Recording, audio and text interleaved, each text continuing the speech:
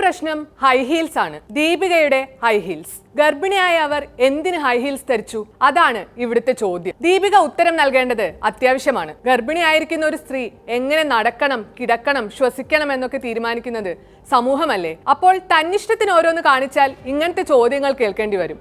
അതിപ്പോ സാധാരണ സ്ത്രീ ആയാലും സെലിബ്രിറ്റി ദീപിക പദുക്കോൺ ആയാലും. സ്ത്രീ ശരീരം പോകുന്നവർക്കും വരുന്നവർക്കുമൊക്കെ അഭിപ്രായം പറയാനുള്ളതാണോ? സ്ത്രീ എന്ന് പറഞ്ഞാൽ തന്നെ ശ്രദ്ധിക്കണം. അപ്പൊ പിന്നെ ഗർഭിണി കൂടി ആയാൽ പറയണ്ടല്ലോ. ഈ ആളുകൾക്ക് വായിൽ തോന്നിയതെല്ലാം വിളിച്ചു പറയാനുള്ളതാണല്ലോ സ്ത്രീകൾ. കൽക്കി സിനിമയുടെ പ്രീ റിലീസ് ഇവന്റിലാണ് ദീപിക പദുക്കോൺ ഹൈ ഹീൽസ് ധരിച്ചെത്തിയത്. ഇത് സമൂഹ മാധ്യമത്തിൽ ചിലർക്കൊക്കെ പ്രശ്നമായിരിക്കുകയാണ്. ഗർഭിണിയായിരിക്കെ ഹീൽസ് ധരിക്കരുത് എന്നാണ് ഈ ചിലരുടെയൊക്കെ അഭിപ്രായം. അതിന് വിരുദ്ധമായി പ്രവർത്തിച്ചതുകൊണ്ട് ദീപികയ്ക്ക് നേരെ ട്രോളോട് ട്രോൾ. ഇത് ആദ്യമായല്ല ദീപിക പദുക്കോൺ ട്രോളും സൈബർ ആക്രമണവും ഏറ്റുവാങ്ങുന്നത്.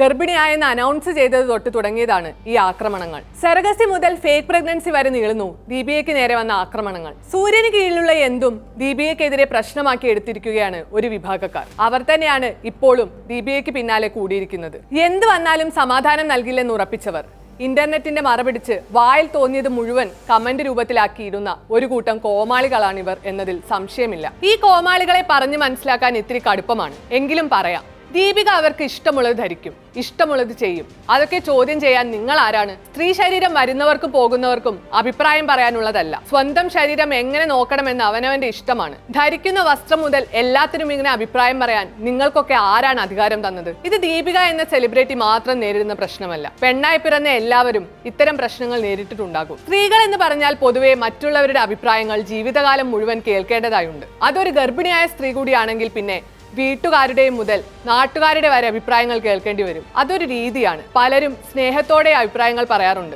പക്ഷേ സ്നേഹത്തോടെ ആണെങ്കിലും ദേഷ്യത്തോടെ ആണെങ്കിലും സ്ത്രീ ശരീരത്തെക്കുറിച്ച് അനാവശ്യമായ അഭിപ്രായങ്ങൾ പറയേണ്ട ആവശ്യം ഇവിടെ ആർക്കുമില്ല. അത് എല്ലാവരും മനസ്സിലാക്കേണ്ട സമയം അതിക്രമിച്ചു കഴിഞ്ഞു. ദീപിക നേരിട്ട ട്രോളുകൾക്ക് ബോളിവുഡ് നടി റിച്ച ചദ്ദ പിന്തുണ അറിയിച്ച് രംഗത്തെത്തിയിരുന്നു. റിച്ചയും ഗർഭിണിയാണ്. അവർ പറഞ്ഞത് തന്നെയാണ് ഇവിടെ എല്ലാവരോടുമായി പറയാനുള്ളത്. No uterus, no opinion. ഇനിയിപ്പോൾ യൂട്രസ് ഉണ്ടെങ്കിലും മറ്റൊരു സ്ത്രീയുടെ ശരീരത്തെക്കുറിച്ച് ഒരഭിപ്രായവും പറയാതിരിക്കുക.